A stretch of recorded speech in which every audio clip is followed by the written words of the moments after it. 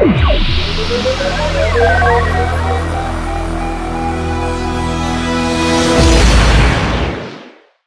fresher cannot be treated as a full-stack developer. The recommended way to become a full-stack developer path is: Step 1. Start working as a Python or Java fresher.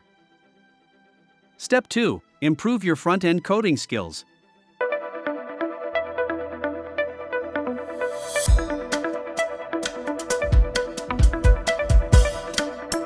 Step 3. Database and Java E or Python framework skills.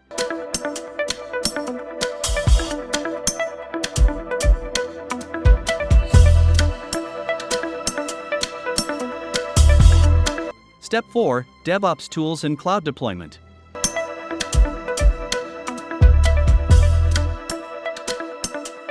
Now you are a full-stack developer. Join MyExamCloud, start learning Python and Java.